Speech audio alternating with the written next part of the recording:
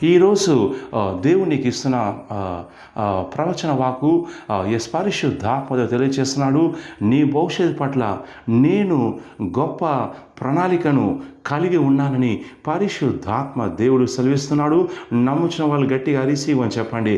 ఎవరైతే నిరాశలో ఉండి ఇక నా జీవితంలో ఏమీ సాగడం లేదని చెప్పేసి నిస్పృహలో ఉన్నారో వారందరితో పరిశుద్ధాత్మ దేవుడు నేరుగా సెలవిచ్చే మాట ఏంటంటే, నీ భవిష్యత్తు ఎంత అంధకారం ఉందని నువ్వు భావించినా కానీ నీ భవిష్యత్తు పట్ల నేను ఒక గొప్ప ప్రణాళికను కలిగి ఉన్నానని దేవుడు సెలవిస్తున్నాడు.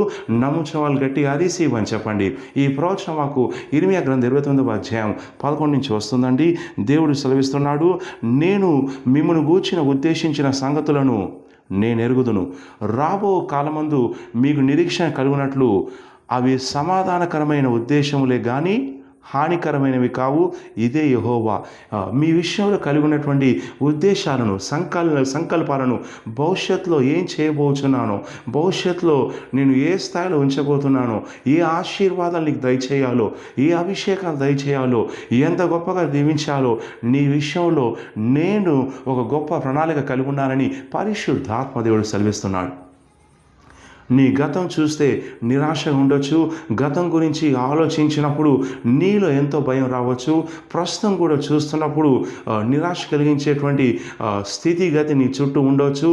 అయితే నీ గతం, నీ ప్రస్తుతం, నీ భవిష్యత్తును నీ మనసులో అంధకారమయంగా చేస్తుండవచ్చు. కానీ వినండి, నీ ప్రస్తుతం ఎలా ఉన్నా కానీ, నీ గతం ఎలా ఉన్నా కానీ పరిశుద్ధాత్మ దేవుడు నీ పట్ల ఒక సుందరమైనటువంటి గొప్ప తేజమైన భవిష్యత్తును కలిగి ఉన్నాడు. యోసేపు గతం నిరాశగా ఉంది. బానిస అమ్మబడ్డాడు. జైల్లో పడ్డాడు. ప్రస్తుతం ఆయన జైల్లో ఉన్నాడు. అయినా కానీ దేవుడు రాత్రికి రాత్రే యోసేపు యొక్క చరిత్రను మార్చివేశాడు.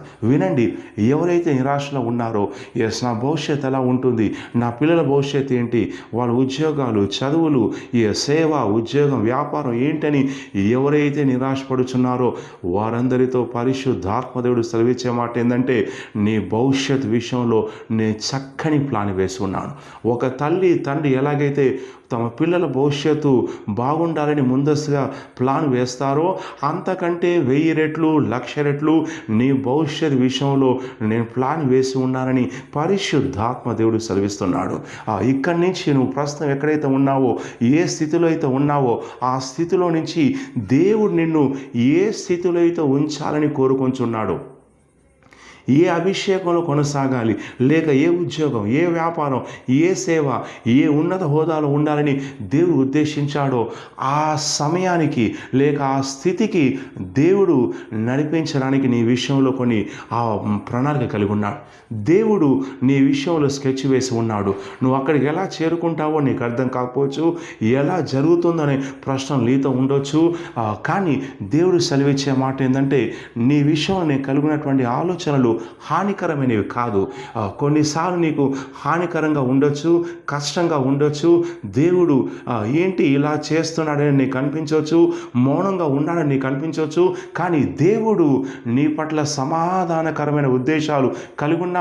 5 సంవత్సరాల తర్వాత, 10 సంవత్సరాల తర్వాత, లేక 15 లేక 20 సంవత్సరాల తర్వాత నువ్వు ఏ స్థితిలోనైతే ఆత్మీయంగాను, ఆర్థికంగాను, సామాజికంగాను, సేవాపరంగా, ఉద్యోగ వ్యాపార పరంగా అన్ని రంగాల్లో ఏ స్థితిలోనైతే నువ్వు ఉండాలని దేవుడు ఉద్దేశించి ఉన్నాడో ఆ స్థితి వైపు నిన్ను నడిపించబోచున్నాడు.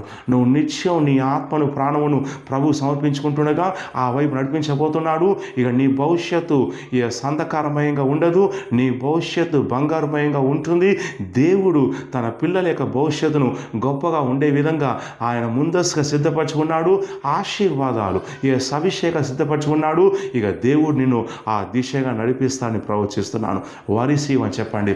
ప్రస్తుతం గతం ఎంత నిరాశకరంగా ఉన్నా కానీ నీ భవిష్యత్తు బంగారు భవిష్యత్తుగా ఉంటుందని ప్రవచిస్తున్నాను. నమ్ముచోవాలి గట్టిగా హరిసీవ్ అని చెప్పండి. ప్రస్తుతం నిస్స్థాస్థితిలో బీదవానిగా ఉన్నప్పటికీ కూడా దేవుడు ఇక రోజులు గతిస్తున్న కొద్దీ నిన్ను మలుస్తూ చెక్కుచూ ఎక్కడైతే ఉండాలో, ఏ స్థాయిలో అయితే ఉండాలో ఆ స్థాయికి నడిపిస్తానని నేను ప్రవచిస్తున్నాను. వరిసీవ్ అని చెప్పండి. దేవుడు నువ్వు సహకరిస్తుండగా దేవుడు నిన్ను గొప్పగా ఉన్నతమైన స్థాయిలో ఉంచుతాను ప్రవచిస్తున్నాను. నమ్ముచాను. గట్టి ఆలిసి అని చెప్పండి. ఈ యొక్క ప్రాఫెసీ వీడియోను లైక్ చేయండి, షేర్ చేయండి. మీ యొక్క వాట్సాప్ గ్రూపుల్లో, ఫేస్బుక్ గ్రూపుల్లో కూడా షేర్ చేయండి. ఈ యూట్యూబ్ ఛానల్ సబ్స్క్రైబ్ చేయండి. సికింద్రాబాద్ బేతల్ డబర్ చర్చిలో ప్రతి ఆదివారం నాడు మొదటి ఆరాధన ఉదయం 9 గంటలకు, రెండవ ఆరాధన సాయంత్రం 5 గంటలకు ఉంటుందండి. అలాగే ప్రతి శనివారం నాడు లోతైన ప్రవచనం కోసం, డెలివరెన్స్ కోసం నేను ఫ్యామిలీస్కి పర్సనల్ అపాయింట్మెంట్ ఇస్తున్నాను. అలాగే శుక్రవారం నాడు కూడా లాంగ్ ప్లేస్లో ఉన్న వారికి నేను ఫోన్ అపాయింట్మెంట్ లేక జూమ్ అపాయింట్మెంట్ కూడా ఇస్తున్నాను. ఆ వివరాలకు కింద ఉన్నటువంటి ఆఫీస్ నెంబర్కి కాల్ చేసి కనుక్కోండి. ఈ ప్రోత్సవాకి ఎత్తిపట్టుకొని మీరు ప్రార్థన చేస్తుండగా దేవుడు నేను బంగారు భవిష్యత్తు నడిపించబోతున్నాడు. ఇక నీ నిరాశలని పటాపంచలు కాబోతున్నాయి. నీలో నిరీక్షణ కలుగుతుంది, విశ్వాసం కలుగుతుంది.